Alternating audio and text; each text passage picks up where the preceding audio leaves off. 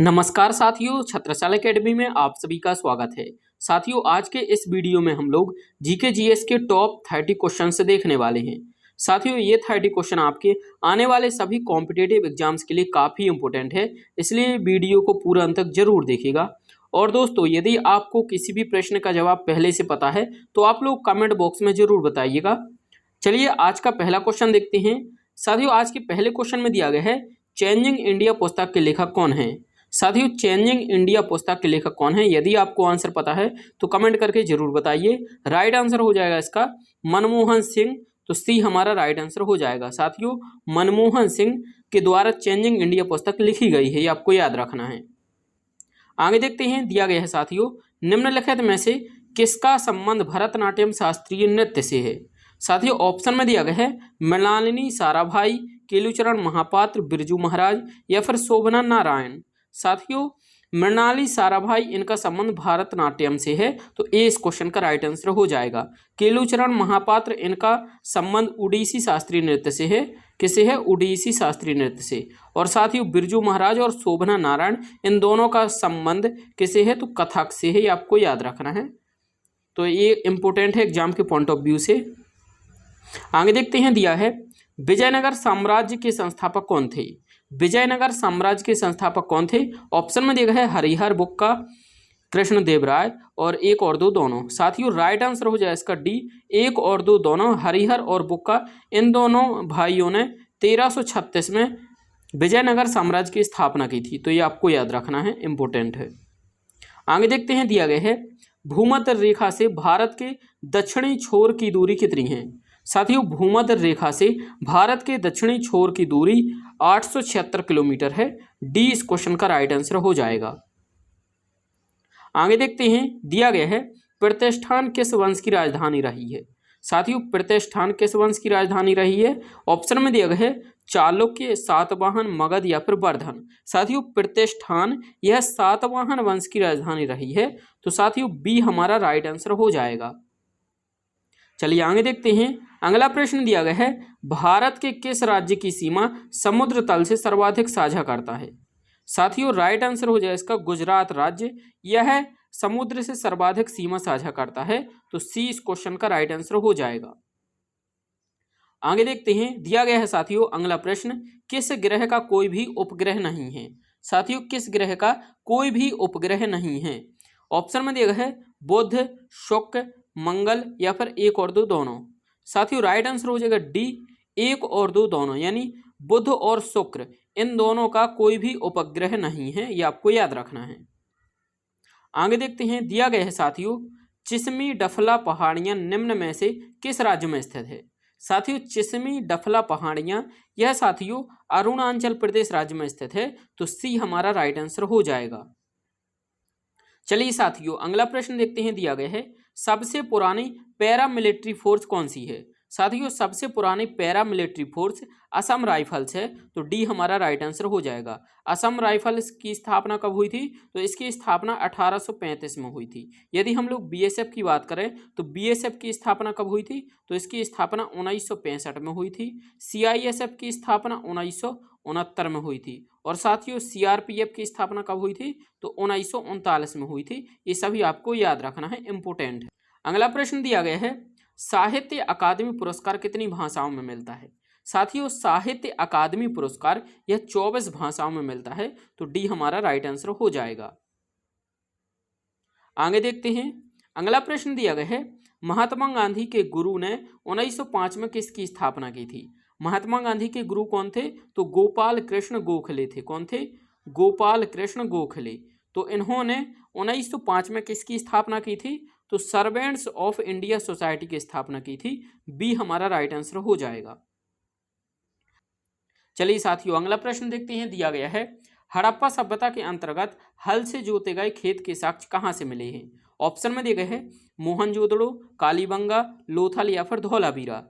दोस्तों, हल से जोते गए खेत के साक्ष्य कालीबंगा से मिले हैं, तो बी राइट आंसर हो जाएगा। साथियों, कालीबंगा किस राज्य में है? तो राजस्थान में है, ये आपको याद रखना है। मोहनजोदड़ो वर्तमान पाकिस्तान में है।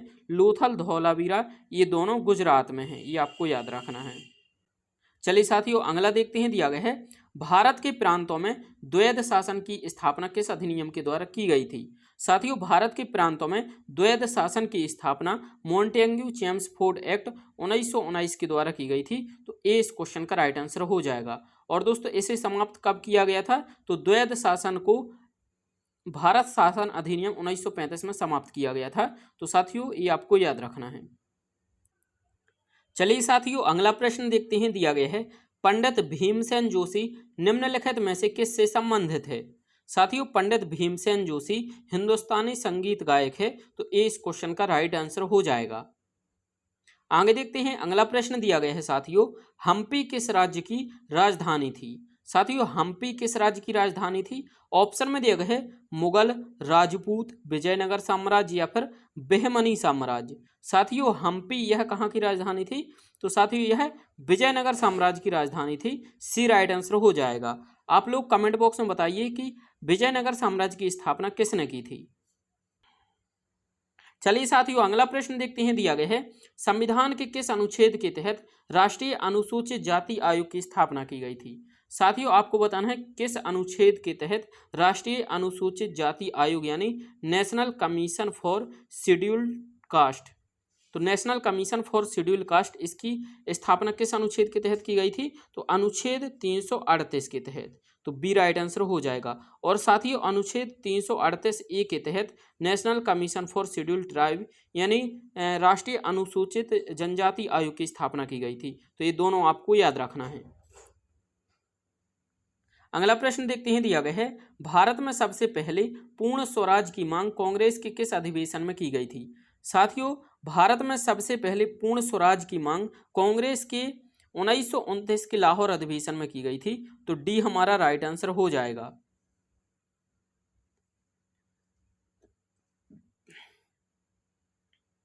अगला प्रश्न दिया गया है साथियों, विलायत खान का संबंध किस वाद्य यंत्र से है? साथियों, विलायत खान का संबंध किस वाद्य यंत्र से है? तो राइट आंसर हो जाएगा सितार वादक से है। तो सी राइट आंसर हो जाएगा। चलिए अगला देखते हैं। दिया गया है, संविधान के किस अनुच्छेद के तहत न्यायपालिका का कार्यपालिका से पृथक्करण किया गया है? साथियों, न्यायपालिका का कार्यपालिका से पृथक्करण यह अनुच्छेद 50 के तहत किया गया है। तो सी राइट आंसर हो जाएगा। अगला प्रश्न देखते हैं। दिया गया है, डेविस कप का संबंध किस खेल से है? साथियों, डेविस कप का संबंध टेनिस से है। तो बी राइट आंसर हो जाएगा। अगला प्रश्न देखते हैं। दिया गया है, प्रसिद्ध मयूर सिंहासन का निर्माण किस मुगल बादशाह के द्वारा कराया गया था? साथियों, मयूर सिंहासन का निर्माण शाहजहां के द्वारा कराया गया था। तो बी राइट आंसर हो जाएगा, शाहजहां। चलिए आगे देखते हैं। अगला प्रश्न दिया गया है, सिमलीपाल राष्ट्रीय उद्यान कहाँ स्थित है? साथियों, सिमलीपाल राष्ट्रीय उद्यान कहाँ पर है? पंजाब, दिल्ली, पश्चिम बंगाल या फिर उड़ीसा।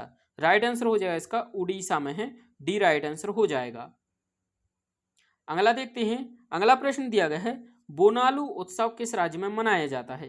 साथियों, बोनालू उत्सव किस राज्य में मनाया जाता है? यदि आपको आंसर पता है तो कमेंट करके जरूर बताइए। ऑप्शन में दिया गया है उड़ीसा, केरल, तमिलनाडु या फिर तेलंगाना। साथियों, बोनालू उत्सव तेलंगाना राज्य में मनाया जाता है। डी राइट आंसर हो जाएगा।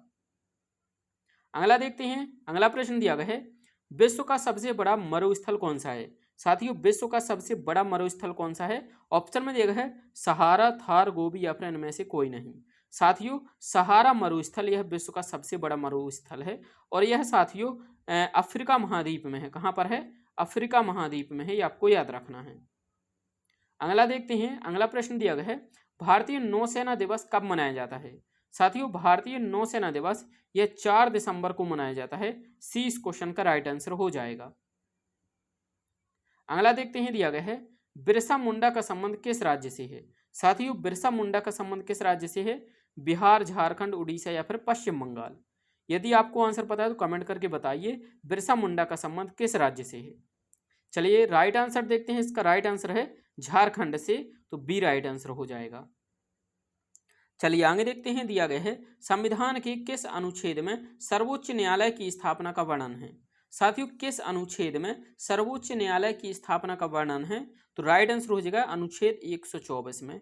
बी राइट आंसर हो जाएगा। अनुच्छेद 123 में क्या है? तो राष्ट्रपति का अध्यादेश 123 के तहत दिया जाता है। तो 123 में राष्ट्रपति का अध्यादेश है और 213 में क्या है, तो 213 में राज्यपाल का अध्यादेश है।